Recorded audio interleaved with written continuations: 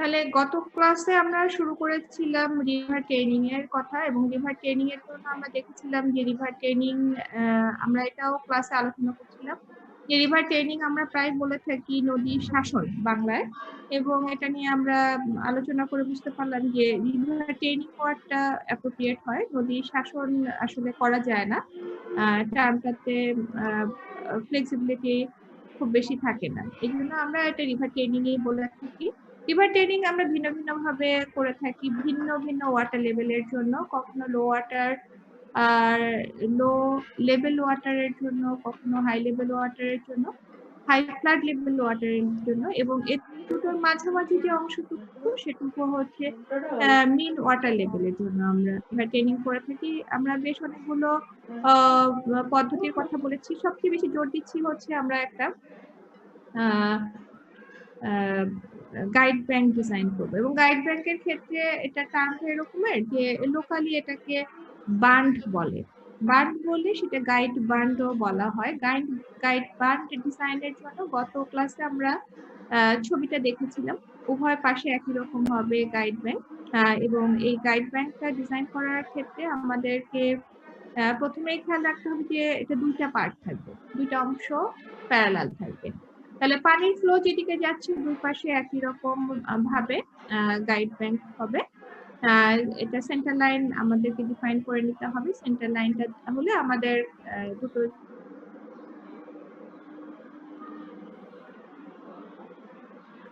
আমরা cross section এ যেখানে নিয়েছি এখানে বোঝানো হচ্ছে যে একটা পাশে আমার স্টোন আছে এবং আরেকটা পাশে যেটা ল্যান্ড সাইডে সেখানে আর্টেন একটা সাপোর্ট দেওয়া হয়, কিন্তু যেখানে ক্রস সেকশন বি বুঝেছি এখানে উভয় পাশে স্টোন থাকবে।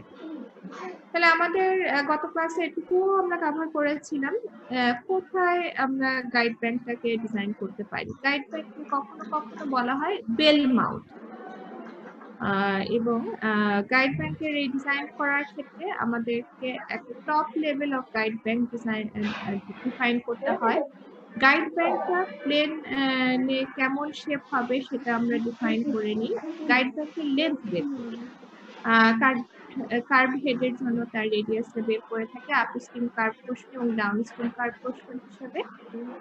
এছাড়া আছে শ্যাঙ্ক পোর্শন বা স্ট্রেট পোর্শন, আমরা স্লোপ আর পিচিংটা কেমন হবে, লাঞ্চিং অ্যাপ্রোচটা কেমন হবে এটা আমরা ডিফাইন করতে হয়।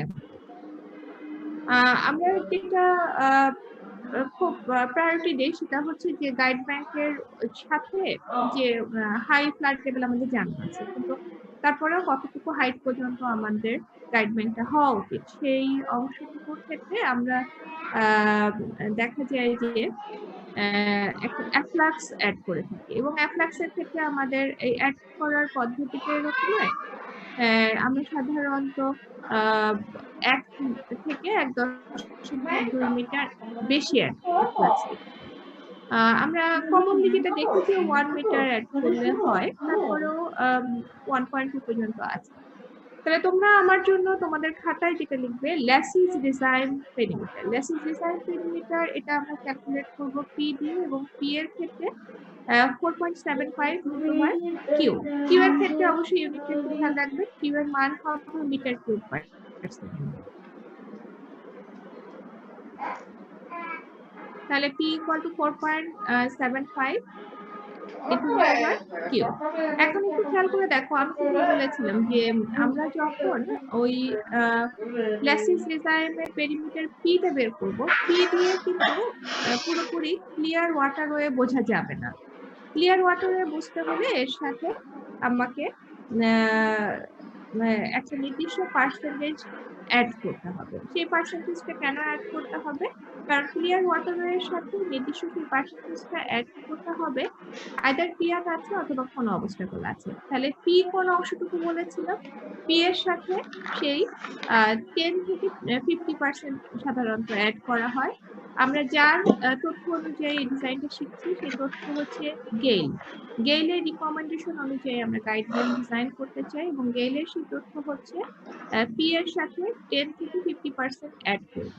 তাহলে 10 থেকে 50% অ্যাড করলে আমরা যে অংশটা পাবো সেটা হচ্ছে এল, এল 1.25 টাইমস অফ এল হবে up to metre cube 20,000 metre cube per second, এই অংশটুকু।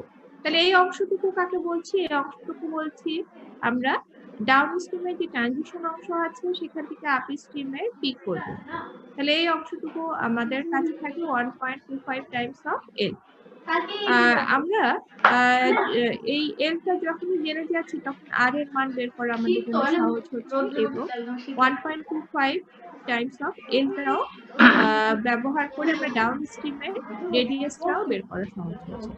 তাহলে গেইলের রিকমেন্ডেশন অনুযায়ী আমাদের যদি আমরা চলতে থাকি তাহলে আমাদের কাছে আরেকটা তথ্য জানতে হয়, সেটা হচ্ছে যে নোজ গুলো বা লুপ গুলো কেমন হচ্ছে রিভারের সেই লুপ গুলোর ক্ষেত্রে আমার রেডিয়াসটা জানা প্রয়োজন হয়, এবং সেক্ষেত্রে অ্যাভারেজ যে মেন্ডার লেন্থ আছে সেই অ্যাভারেজ মেন্ডার লেন্থকে এল দিয়ে প্রকাশ করা হয়, অ্যাভারেজ মেন্ডার বেল্টকে এমবি দিয়ে প্রকাশ করা হয়, এবং ডাব্লিউ দিয়ে অ্যাভারেজ ওয়েট বোঝায়। অ্যাভারেজ যে রেডিয়াস অফ কার্ভেচার, যেটাকে আর সাফিক্স এ ভি দিয়ে প্রকাশ করছি আমরা, আমরা দেখা যায় যে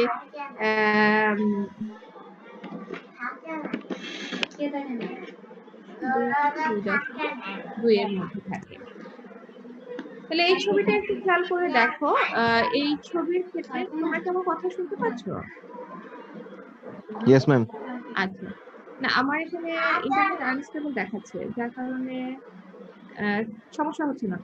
ওকে, তাহলে একটু খেয়াল করে দেখো যে এখানে আপ স্ট্রিমের যে অ্যাঙ্গেলটা আছে সেই অ্যাঙ্গেলটা 120 থেকে 140 ডিগ্রি, হ্যাঁ, আর ডাউন স্ট্রিমের অ্যাঙ্গেল হচ্ছে 45 থেকে 60 ডিগ্রি।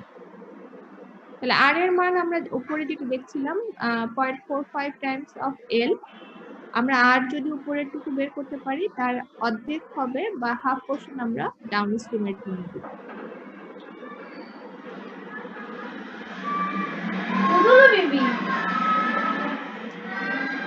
আমাদের শ্যাঙ্ক যে পোর্শনটুকু, শ্যাঙ্ক পোর্শনটুকু আমাদের কাছে এখানে বিসি দিয়ে প্রকাশ করছি।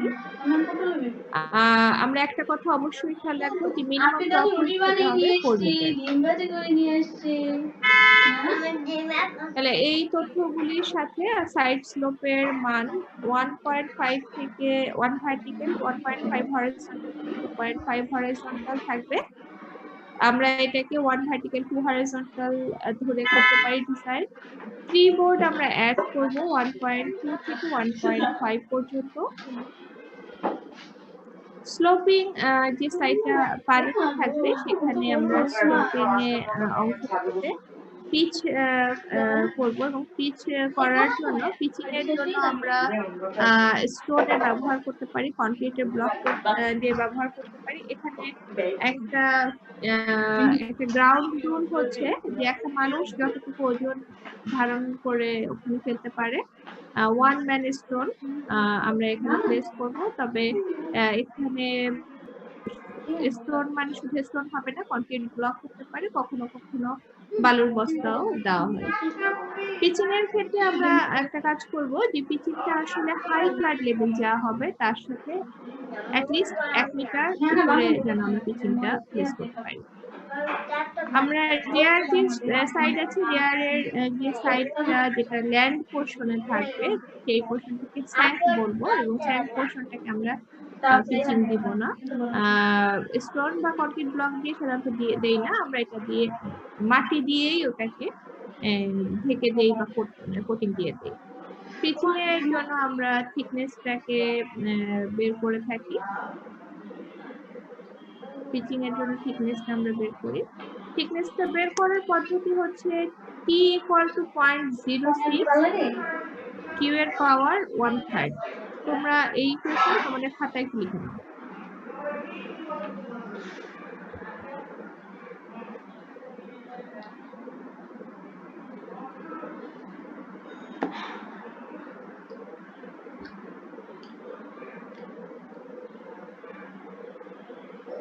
তাহলে স্টোন পিচিং এর জন্য এই অংশটুকুতে টি আমরা যখন বের করবো সেটা কিন্তু আসলে মিটারেই বের হবে, আর কিউ এর মানটা metre cube per second. Sloping যে ফেসটা আছে, স্লোপিং ফেসের ক্ষেত্রে তাহলে ওই টি এর মানটুকু এটা অবশ্যই তোমরা কারেক্ট করে নেবে, বইতে এটা একটু বোধহয় টাইপিং এ ভুল হয়েছে। কিউ এর পাওয়ার কিন্তু 1/3। বইয়ের ছবি আমি স্ক্যান করে দিয়েছি, এটা একটু লিখে কিউ এর পাওয়ার 1/3। তাহলে হাই ফ্লাড লেভেল ডিফাইন করা আছে, আর হচ্ছে টি স্মল টিটা কতটুকু অংশে এই থিকনেসটা আমরা দিচ্ছি, স্লোপিং অংশে, তাই তো? স্লোপিং অংশের পরে যে লাঞ্চিং অ্যাপ্রোচ যতটুকু আছে তার দূরত্ব আমি দিয়েছি 1.5, আমি দেইনি, গেলের রিকমেন্ডেশন অনুযায়ী 1.5 টাইমস অফ ডি। এই ডিটাকে আমরা ক্যালকুলেট করতে পারবো, ডি আসলে স্কাউট ডেপথ।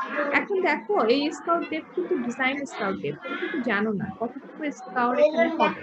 তাহলে এই স্কাউট ডেপথ যেটা সেই অংশটুকু স্কাউট ডেপথ এর ক্ষেত্রে আমরা ক্যালকুলেশন কিভাবে করব, যে x into capital R minus Y. ওয়াইটা হচ্ছে রিভার বেডের উপরে যতটুকু অংশ পানি আছে, river bed minus high flood, সেটার মান হচ্ছে ওয়াই। এক্স এর মান আমাদের কাছে একটু আমাদের বোঝার সুবিধার জন্য এখানে এই আর এর মানটা দেখো দেওয়া আছে, আরটা আমরা বের করতে পারবো 0.47 ইনটু কিউ বাই এফ, এর পাওয়ার হচ্ছে 1/3।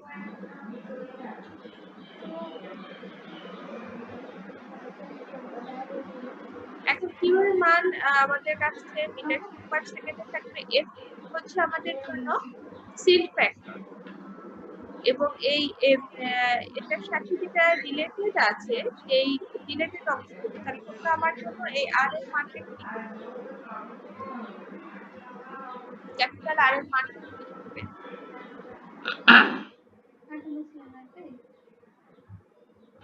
তাহলে 0.47 into capital Q by F, power হচ্ছে 1/3।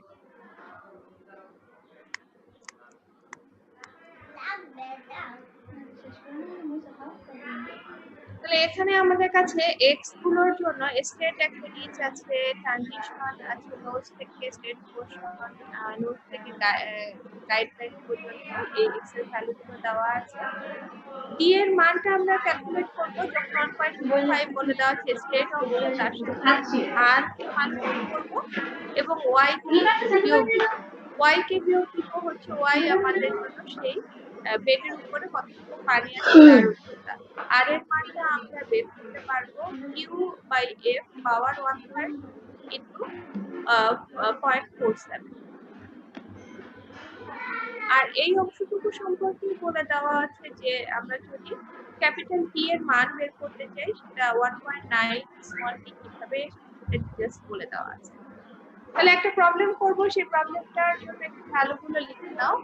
ক্যাপিটাল কিউ এর মান, ক্যাপিটাল কিউ এর মান maximum discharge 6000 litre per second, high flood level 104 metre, রিভারের বেড লেভেল দেওয়া আছে 100 metre, average diameter of river bed material দেওয়া আছে 0.10 মিলিমিটার।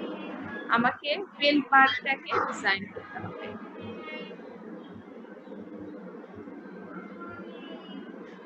বেল বারটাকে ডিজাইন করতে হবে।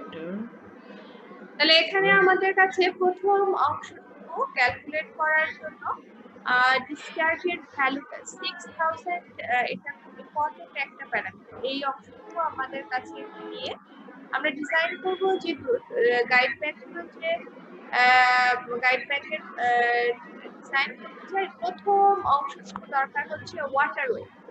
দুটো গাইড ব্যাংকের ভিতরে ওয়াটারওয়ে কতটুকু আছে, তাহলে আমরা লিখছি হচ্ছে ল্যাসিস রিসাইম ওয়াটারওয়ে। ল্যাসিস রিসাইম ওয়াটারওয়ে সমান ক্লিয়ার ওয়াটারওয়ে, সেক্ষেত্রে পি এর মান কত হয়?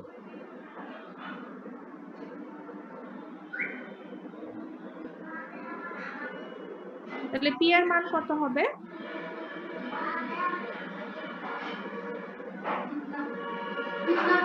রোল 28 মুস্তফা, পি এর মান কত হবে?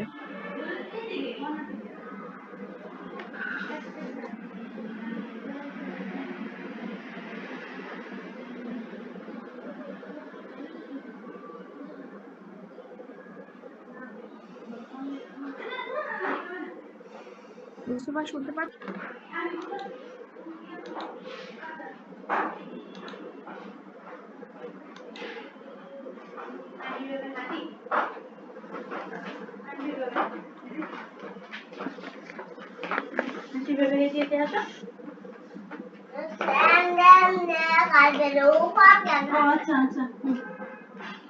তুমি তাহলে কিভাবে আসবে?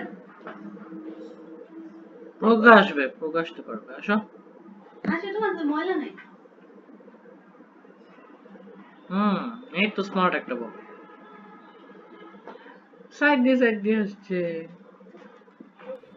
রোল 28 মুস্তফা, আমার কথা শুনতে পাচ্ছো? আরো কোনটা? শুনতে পাচ্ছি না। পাচ্ছ না?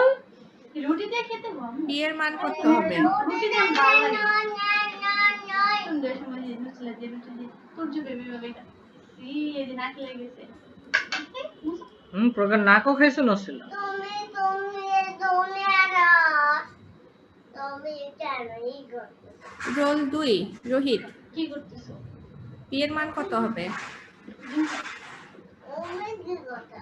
তুমি কি করতেছো? তোমাকে মারতে দাও। না মার দিতে হবে না না। না না।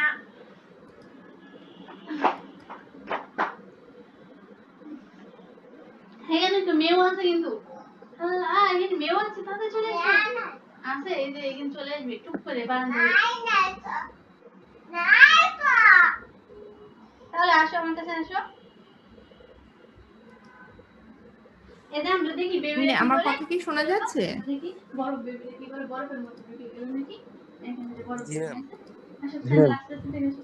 তাহলে কাউকে দেখে পাওয়া যাচ্ছে না, ওরা কি শুনতে পাচ্ছে না?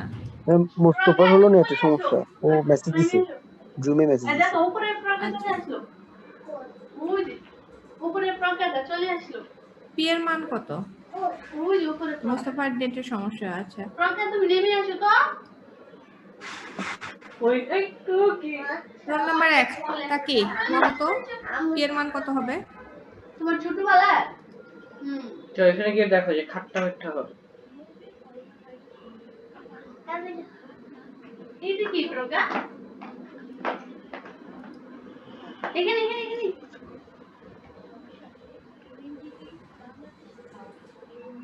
পি এর মান কি কারো কাছ থেকে বের হয়েছে? ম্যাম 367.93। এটাকে হচ্ছে 368 মিটার ধরলাম, ঠিক আছে? জি ম্যাম। 368 মিটারের সাথে 20% অ্যালাউ করছি এক্সট্রা পিয়ার এর জন্য। তাহলে নেট স্পেসিং কত হবে এল এর জন্য?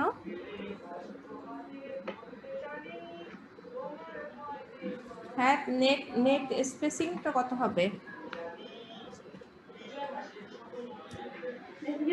20% এর সাথে নেট স্পেসিং 20% যদি অ্যাড করা হয় তাহলে 1.2 টাইমস অফ 368 সমান হচ্ছে 440 মিটার। 440 মিটার, তাই তো?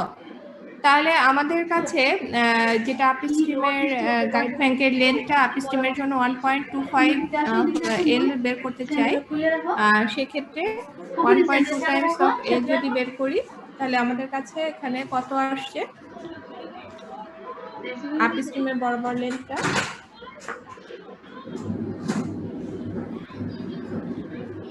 1.25 এল করলে কত হবে? 552 মানে আমি 1.25 ইনটু 440 করছি, কত হবে? ও যে বেশি খা আমাদের দেশে চলে গেছে 1.2 550 মিটার। তারপরে আমরা ডাউন স্ট্রিমে হচ্ছে 0.25 ইনটু 440 কত হয়?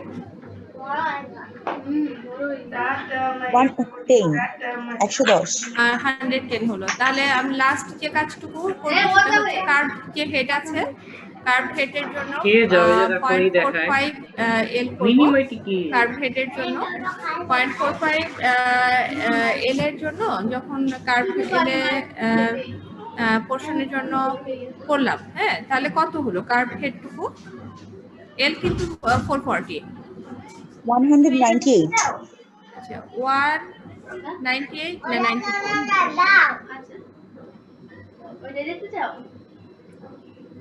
198 198 0.4 into 440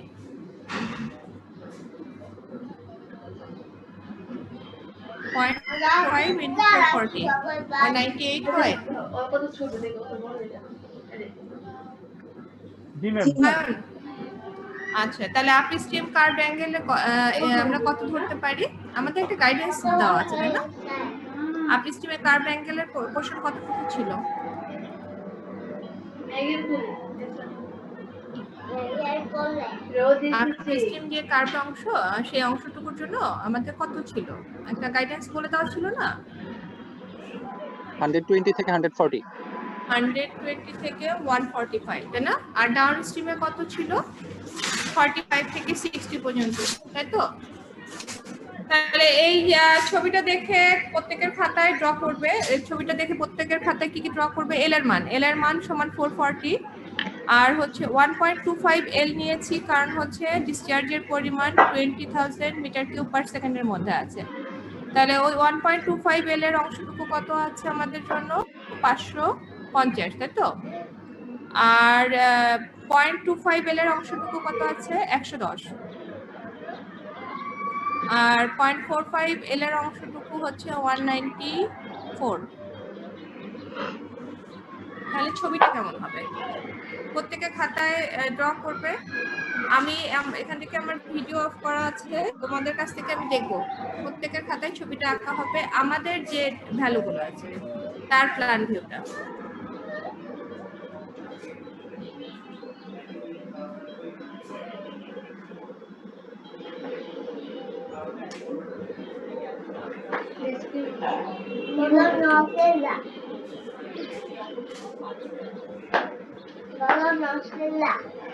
কে আমি আমি তো জানি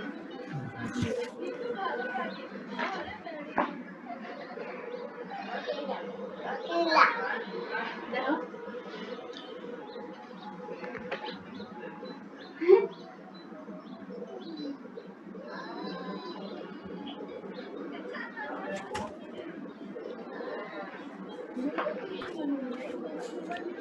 দেখো কত খাবার কারো ছবি আঁকা হয়েছে এরকম কি আছো? তার ক্যামেরাটা একটু অন করো, সবাই আমরা দেখি যে ছবিটা আসলে কেমন হবে আমাদের প্রবলেমটার জন্য।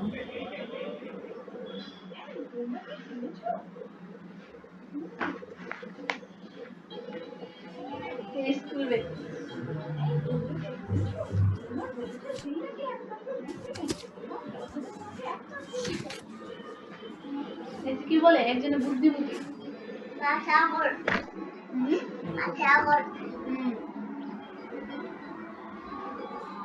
দেখো আর কোথায় আসলো বই কিনতে এলো উপরে উপরে শুধাই বসো তাহলে তোমাকে নেবে না ওরা ওরা বলবো ওই মেয়েটা নিচে পড়ে আছে ওকে দেখাই যাচ্ছে না তো ওকে নেবো না তোমাকে দেখা না গেলে নেবে ওটা ওটা তুমি দেখা যাচ্ছে ওটা সুন্দর করে ওটা সেন্টার খুলে রাখো সেটা আমাকে নেবে তাহলে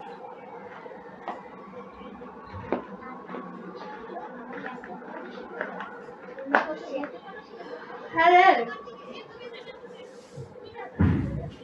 এটা চেঞ্জ করে দিতে না না তাহলে এখানে এসো আসো আসো না লে তোমার খাওয়ানো যাবে না এখানে অন্ধকার না না চলে গেল আসো আসো আসো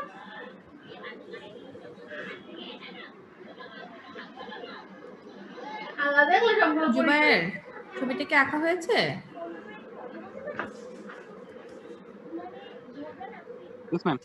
আচ্ছা একটু দেখো, আমি আমার ক্যামেরাটা অফ রাখছি, তুমি মানে তোমারটা অন করলে সবাই দেখতে পারবে। ওটা একটু দাও। এটা বন্ধ করে দিলাম হ্যাঁ দেখা যাচ্ছে। তুমি খাতাটা পুরোপুরি ক্যামেরার সামনে নিয়ে আসো। ওকে ওকে, দেখো জুবাইরের ছবিতে ওই যে উপরে নোজ গুলো সে ড্র করেছে, ওখানে অ্যাঙ্গেল দিয়েছে 130 ডিগ্রি এবং নিচে অ্যাঙ্গেল হচ্ছে 60 ডিগ্রি। জুবাইর পানির ফ্লোটা দেওয়া আছে ঠিক মতোই, কিন্তু আমরা যে কাজটা করব, আমরা এই ছবিটা আঁকার সময় খুব সুন্দর করে একটা সেন্টার লাইন ড্র করে ফেলবো, ঠিক আছে, যাতে বোঝা যায় যে সেন্টার লাইন থেকে উভয় বান্ড সমদূরত্বে আছে, একই রকম হবে তো দুই পাশে। আর ঠিক আছে, থ্যাংক ইউ জুবাইর। তাহলে আমরা এর পরের অংশ কোথায় যাব? এর পরের অংশ হচ্ছে আমাদের বান্ডগুলো যখন ড্র করা হয়ে যাবে, ড্র করার পরে আমরা দুটো ইম্পর্টেন্ট অংশে যাব। একটা আমরা তো বুঝতেই পারছি যে পিচিং একটা ইম্পর্টেন্ট অংশ, তাই না? পিচিং এর পোর্শন হবে আমাদের জন্য। তাহলে পিচিং পোর্শনের আমরা যাব, সেখানে ক্রস সেকশন গুলো ড্র করব। তাহলে আমাদের এক্সাম্পল যে প্রবলেমটা আমরা জুবাইরের খাতায় এই ছবিটাই আমরা দেখেছি। এই ছবির ভেতরে আমরা দুটো অংশকে পয়েন্ট করলাম, একটা হচ্ছে নোজ পোর্শনে বিবি একটা সেকশন এবং এ এ একটা সেকশন। হ্যাঁ, বিবি সেকশন এবং এ এ যে সেকশন, এই দুটো সেকশনকে আমরা ডিফাইন করেছি। আমাদের কাছে এ এ সেকশনটাই ধরো যে এটাকে আমরা ক্রস সেকশনটাকে আগে ডিজাইন করব। তাহলে এ এ সেকশনটা ডিজাইন করতে গেলে আমরা কিন্তু বুঝতে পেরেছি যে পানির অংশটুকুতে তার স্টোন গুলো থাকবে, তাই তো? প্রথম কথায় যে স্টেট পোর্শনে পানির অংশটুকুতেই স্টোন থাকবে, ল্যান্ড পোর্শনে আমার পিচিং থাকার দরকার নেই, এখানে আমি মাটি দিয়ে করব, মাটি দিয়ে কোট করব। তাহলে এখন আমার কাছে যে ভ্যালুগুলো দেওয়া আছে সেটা হচ্ছে হাই ফ্লাড লেভেল 104 মিটার দেওয়া আছে, হাই ফ্লাড লেভেল 104 মিটার দেওয়া আছে। এর সাথে ফ্রি বোর্ড অ্যাড করার নিয়ম হচ্ছে 1.5 থেকে 1.2 থেকে 1.5 পর্যন্ত, ঠিক তো? এটা একটু খেয়াল করো যে হাই ফ্লাড লেভেল 104 এর সাথে 1.5 থেকে 1.2 পর্যন্ত, 1.2 থেকে 1.5 পর্যন্ত ফ্রি বোর্ড আছে। তাহলে 104 এর সাথে অ্যাড করব 105, 1.5। তাহলে 104 এর সাথে 1.5 যদি অ্যাড করে থাকি তাহলে সেটা মিলিয়ে হয় 105.5 মিটার। ওকে, 105.5 মিটারের জায়গায় আমি এটাকে রাউন্ড করে নিলাম। আমি ঠিক করলাম যে আমার ডিজাইনে আমি 106 মিটার নিচ্ছি। তবে তুমি যদি এখানে ডিজাইনে 105.5 নাও, এটা কিন্তু ভুল না। আমি আমার প্রয়োজনে এখানে 106 মিটার নিচ্ছি। আর বলে দেওয়া আছে যে রিভারের বেড লেভেলটা হচ্ছে 100 মিটারে আছে। তাহলে 100 মিটার বেড লেভেল আর আমার গাইড ব্যাংকের টপ লেভেল যেটা আছে 106 মিটার, দুটোর ভেতরে পার্থক্য কত? 6 মিটার। তাহলে আমি আমার গাইড ব্যাংকের হাইটটা দিলাম কত? 6 মিটার। আচ্ছা, গাইড ব্যাংকের হাইট 6 মিটার দিলাম এবং সাইড স্লোপ বললাম 1 ভার্টিক্যাল 2 হরাইজন্টাল, ঠিক আছে? তাহলে আমার ভার্টিক্যাল অংশ কত আছে? 6 মিটার। আচ্ছা, আরেকটা তথ্য আমাকে বলে দেওয়া ছিল, খেয়াল করে দেখো যে টপের উইডথ কত হবে। আমি কিন্তু আজকে যখন যে থিওরিটা রিভাইজ করছি ওখানে কিন্তু আমি আরো একবার বলেছি যে টপের উইডথটা কিন্তু 4 মিটার হবে মিনিমাম। 4 মিটারও তুমি নিতে পারো। আমি আমার ডিজাইনের জন্য চিন্তা করলাম যে এখানে 5 মিটার নিই, তুমি 6 মিটারও নিতে পারো। তবে যেটা দরকার সেটা হচ্ছে যে একটা এক্সপার্টিস গ্রো করা দরকার যে আমরা এখানে কতটুকু আসলে নিতে পারবো। মিনিমাম 4 মিটার নিয়েও ডিজাইন করা যাবে। আমি যেহেতু বইয়ের এক্সাম্পল দেখাচ্ছি, বইটাকেই আমি ফলো করছি। আমাদের যখন এক্সপার্টিস গ্রো করবে তখন আমরা নিজেরা এখানে যেটা প্রয়োজন হবে সেই ভ্যালুটা দিব। 4 মিটার দিয়েও করা যাবে, আমি বইয়ের মতো করে এখানে 5 মিটার দিয়েছি। এই অংশটুকু কিন্তু একটা রেক্টেঙ্গুলার শেপের আছে, তাহলে এটাও নিচের অংশটুকুও 5 মিটার দূরত্ব বোঝাচ্ছে। আবার বলি হাইটটা ছিল 6 মিটার, তাহলে 1 ভার্টিক্যাল 2 হরাইজন্টাল হলে 6 মিটার যদি হাইট হয়, ট্রায়াঙ্গুলার এই পোর্শনের আমার আর ভূমিটা হবে 12 মিটার। একইভাবে এই পোর্শনের ভূমিটা হচ্ছে 12 মিটার। 12 মিটার যেখানে শেষ হয়ে গেল, 12 মিটারের এই যে টপ উইডথ 5 মিটারের এই অংশটুকু থেকে একটু খেয়াল করে দেখবে যে আমি কিন্তু একটা থিকনেস কথা বলেছিলাম। টিটা যেন কিভাবে বের করবো আমরা বলেছিলাম, এই টিটা বের করার সূত্রটা কি ছিল? 0.06 q to the power 1/3। তাহলে কিউ এর মান কত ছিল আমাদের? 6000 6000 ছিল। হ্যাঁ, তাহলে ওখানে আমাদের কাছে যে ভ্যালুগুলো আছে সেই ভ্যালুকে ব্যবহার করে আমি থিকনেসটা পেলাম 1.1 মিটার এবং এরপরে এটাকে কি বলে, যে সোজা অংশটুকু যেটাকে লাঞ্চিং অ্যাপ্রন বলে, ঠিক আছে। লাঞ্চিং অ্যাপ্রনটা হচ্ছে 2.1 মিটার দিলাম।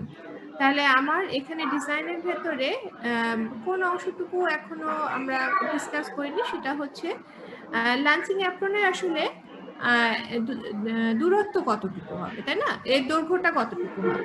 তো এর দৈর্ঘ্যটা হবে 1.5 টাইমস অফ ডি। ডিটা যেন আমরা কিভাবে বের করেছিলাম,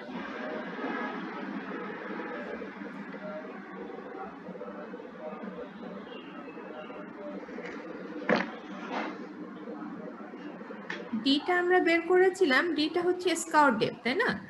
স্কাউট ডেপথটা আমরা বের করেছিলাম, আমরা স্কাউট ডেপথ আসলে জানি না, ডিজাইন স্কাউট ডেপথ হিসাবেই বের করতে হবে। এজন্য এক্স ইন্টু ক্যাপিটাল আর।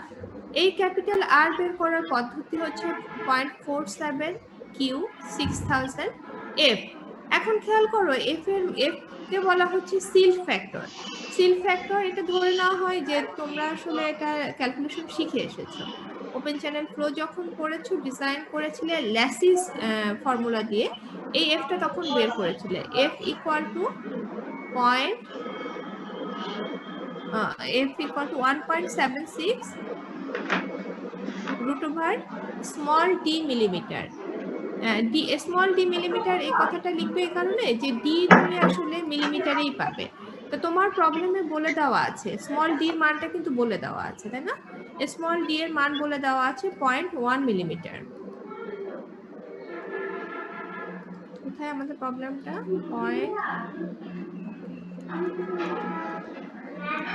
এখানে দেখো 0.1 মিলিমিটার বলে দেওয়া আছে, ঠিক আছে।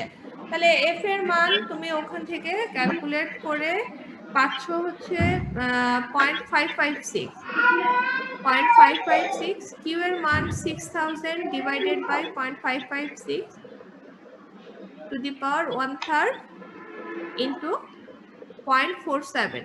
এই ক্যালকুলেশন করলে তোমার আর এর মান হবে 10.36 এবং আর এর মান 10.36 হলে তুমি সেখান থেকে আর এর মান 10.36 হলে ডি এর মান তুমি আসলে 9 পাবে।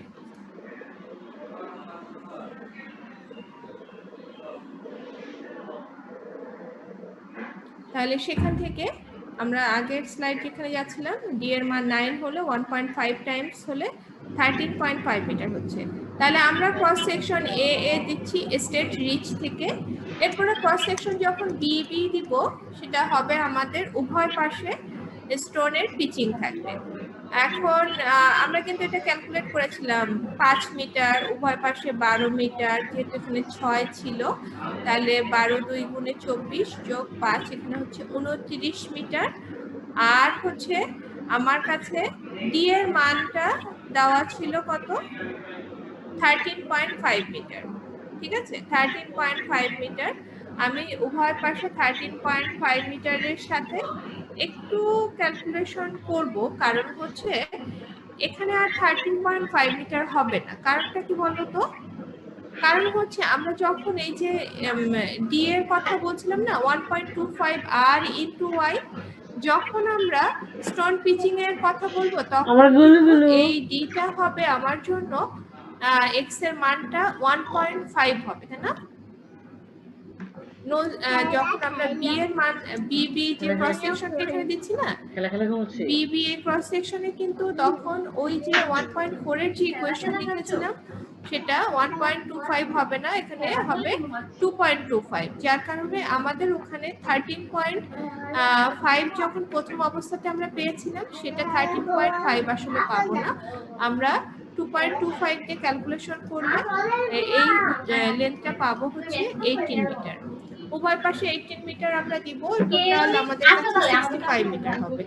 তাহলে এরকম একটা ডিজাইন করতে পারলে দেখা যায় যে কে নিল গাইড ব্যাংক নিয়ে যে কোশ্চেনটা থাকে কে নিল 461 এ ফুল একটা সেট কোশ্চেনে শুধু গাইড ব্যাংক ডিজাইন করতে দেওয়া হয়। পুরোটা বুঝে বুঝে ডিজাইন করলেই আমরা ফুল মার্কস পেয়ে যাই। এখানে ডিজাইনের সাধারণত ধরে নেওয়া হয় একজন এক্সপার্ট তার অ্যাজাম্পশন গুলো করছে। অ্যাজাম্পশন খুব বড়সড় ভুল না হলে অ্যাজাম্পশন গুলোকে সঠিক ধরেই মার্কিংটা করা হয়। তাহলে আমরা যখন রিভার ট্রেনিং এর কথা বলছিলাম, গাইড ব্যাংক ছাড়াও ছিল স্পার অথবা গ্রোয়িং গুলো হচ্ছে এমব্যাঙ্কমেন্ট টাইপের একটা স্ট্রাকচার, যেটা ফ্লো যেদিকে যাচ্ছে ফ্লোর ক্ষেত্রে ফ্লোর ট্রান্সভার্স পজিশনে গ্রোয়িং গুলোকে প্লেস করা হয়। স্পার মূলত একটা টেম্পোরারি স্ট্রাকচার, পারমিয়াবল হতে পারে, ইমপারমিয়াবলও হতে পারে এবং তার পজিশনের উপরে ভিন্ন ভিন্ন নামে তাকে ডাকা হয়, attracting groyne, repelling groyne, deflecting groyne. তাহলে এখানে যেটা আমরা দেখতে পাচ্ছি নরমাল যে গ্রোয়িং সেটা 90 ডিগ্রি হবে। খেয়াল করে দেখো ছবিটা কেমন আছে, 90 ডিগ্রিতে তার প্লেসমেন্ট আছে, তাকে নরমাল গ্রোয়িং বলা হয় বা অর্ডিনারি গ্রোয়িং বলা হয়। এটা পারপেন্ডিকুলার আকারে। আমরা যদি 60 ডিগ্রি অ্যাঙ্গেলে তাকে প্লেস করে থাকি তাহলে দেখা যায় যে 60 ডিগ্রি অ্যাঙ্গেলে প্লেস করলে তার ভেতরে এক ধরনের সিল্ক পকেটের ক্রিয়েট হয়, কারণ সে একটা অ্যাঙ্গেল করে থাকে তো ফ্লোর গুলোর ক্ষেত্রে একটা স্কাউর হোলের ক্রিয়েশন হয় এবং এটা রিপেলিং গ্রোইন বলে। এছাড়া দেখা যায় যে এক ধরনের অ্যাট্রাক্টিং গ্রোইন আছে, সেই অ্যাট্রাক্টিং গ্রোইন হচ্ছে 60 ডিগ্রি অ্যাঙ্গেল করে করেই প্রোগ্রেস করতে হয়। অ্যাট্রাক্টিং গ্রোইনের ক্ষেত্রে আমরা স্কাউর হোল দেখতে পাই এবং যেটা হয় অ্যাট্রাক্টিং গ্রোইনের ক্ষেত্রে এর প্লেসমেন্ট গুলো হয় ফ্লো ডিরেকশন বরাবর। আমরা এছাড়া আরেকটা কাজ করে থাকি রিভার ট্রেনিং এর জন্য, সেটা হচ্ছে যে নদীতে আমরা যখন ভেলোসিটি কমে আসে তখন নদীটাকে স্ট্রেট করার জন্য আমরা আর্টিফিশিয়ালি কেটে ওর বেন্ডিং পোর্শনটুকুকে বেন্ডিং পোর্শনের জার্নিটাকে কমিয়ে দিই, সেটাকে আমরা আর্টিফিশিয়াল কাট অফ বলে থাকি। আমরা ব্যাংকে টিচিং করে থাকি, যে ডিজাইনটা আমরা করলাম একটু আগে গাইড ব্যাংকে, স্টোন প্লেস করলাম, কনক্রিট ব্লক প্লেস করলাম, এভাবে যদি করে থাকি তাহলে ব্যাংকটা মজবুত হয় এবং সেটাকে ব্যাংকে আমরা পিচিং বলে থাকি। পিচ আইল্যান্ড যদি বলি, পিচ আইল্যান্ডের ক্ষেত্রে আমরা ফ্লোটাকে ডিফ্লেক্ট করার চেষ্টা করি, যে হঠাৎ করে সে একটা ব্যাংকের উপরে অনেক ভেলোসিটি নিয়ে যাতে অ্যাটাক না করে, সেক্ষেত্রে তাকে বাধা দেওয়ার জন্য নদীর মাঝখানে অনেক সময় পজিশন একটু চেঞ্জও করতে হয়, ঠিক নদীর মাঝখানে করাটা হয়তো সবসময় ফিজিবল হয় না, আমরা এক ধরনের আইল্যান্ড ক্রিয়েট করি বা চর তৈরি করি যেটা পুরোপুরি স্টোন দিয়ে প্লেসমেন্টটা হয়। এছাড়া আমাদের কাছে কিছু ধরনের ডাইক প্লেসমেন্ট করি, ডাইক গ্রোইং এই একই টাইপের কনসেপ্ট নিয়ে কাজ করে। তো যে গ্রোইংগুলোকে আমরা পানির নিচে রাখি তাকে আমরা সাবমার্জ ডাইক বলি। ক্লোজ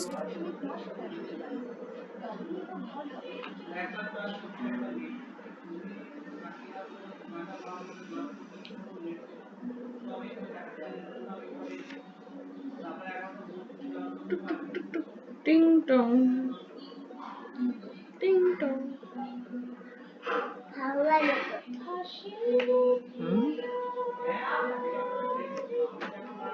আল্লাহ, পড়বে শেষ করে ডিম খাবে।